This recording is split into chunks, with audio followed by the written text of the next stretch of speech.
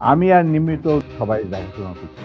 বাংলাদেশ সেনাবাহিনীর সাবেক কর্মকর্তা মেজর ডালিম ৫ জানুয়ারি দিবাগত রাতে প্রবাসী সাংবাদিক ইলিয়াস হোসেনের ইউটিউব চ্যানেলে লাইভ টক শোতে অংশগ্রহণ করেন। টক শোতে তিনি বাংলাদেশের মহান মুক্তিযুদ্ধের ইতিহাস এবং ১৯৭৫ সালের ১৫ই আগস্টের পেছনের ইতিহাস তুলে ধরেন। বিদেশে নির্বাসিত আলোচিত এই সাবেক সামরিক কর্মকর্তা নানা ঘটনার কথা উল্লেখ করেন। এটা একটা মজার ঘটনা। এ সময় মেজর ডালিম তার স্ত্রীর অপহরণের প্রসঙ্গে ইলিয়াসের প্রশ্নের জবাবে বলেন, এটা একটা মজার ঘটনা। আমি আমার বইতে এটির কথা উল্লেখ করেছি। আমার এক খালাতো বোন পারভিনা, যার বিয়ের আয়োজন আমি এবং নিম্নি কর্নেল অলিউল্লাহ করেছিলেন, যিনি আমাদের চেয়ে জুনিয়র ছিলেন।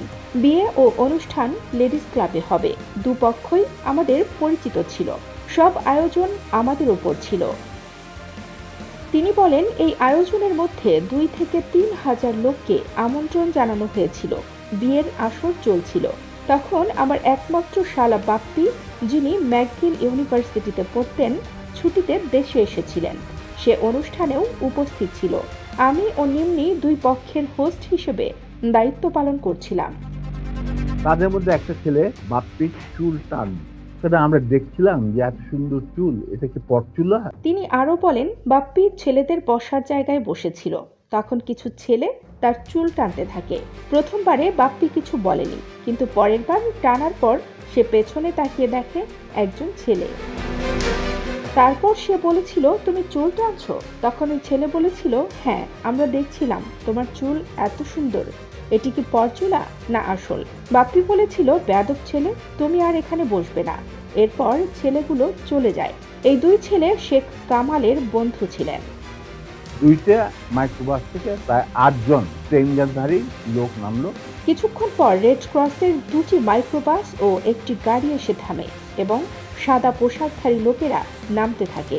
গাজী গোলাম মোস্তফা, যিনি তখন আওয়ামী লীগ নেতা এবং রেড ক্রসের চেয়ারম্যান ছিলেন, গাড়ি থেকে বেরিয়ে চিৎকার করতে শুরু করেন, মেজর ডালিম কোথায়, কোথায় মেজর ডালিম? এরপর তার সাথে ৮ থেকে ১০ জন সশস্ত্র ব্যক্তি উপস্থিত ছিল। গাড়ি থেকে নামলো গোলাম মোস্তফা স্বয়ং। উনি গাড়ি থেকে নেমেই চিৎকার করতে শুরু করলেন, মেজর ডালিম কোথায়? গাজী গোলাম মোস্তফা মেজর ডালিমকে মাইক্রোবাসে তুলে নিয়ে যান। তবে এর মধ্যে মেজর ডালিম তাকে বাধা দেন এবং বলেন, আপনি আমাকে কোথায় নিয়ে যাচ্ছেন জানি না, কিন্তু হাজার হাজার মানুষ আমাদেরকে দেখছে। আপনি যা করছেন তা আপনার জন্য ভালো হবে না। এরপর গাজী গোলাম মোস্তফা কিছুটা ভয় পেয়ে যান। মেজর ডালিম বলেন, তখন ঢাকা শহরে গাজী গোলাম মোস্তফা ছিল মুজিবের সবচেয়ে বড় লাঠিয়াল সর্দার। তাকে রেড ক্রসের চেয়ারম্যান বানানো হয়েছিল যাতে লুটপাট করা যায়। তিনি আরও বলেন, আমরা তাকে বলেছিলাম, আপনি আগে অনুমতি নিন, না হলে আপনি পার পাবেন না। এই ঘটনার পর মেজর ডালিমের ছোট ভাই স্বপন ঢাকা ক্যান্টনমেন্টে চলে যান এবং তিনি জানান যে বিয়ের অনুষ্ঠানে তাকে অপহরণ করা হয়েছে।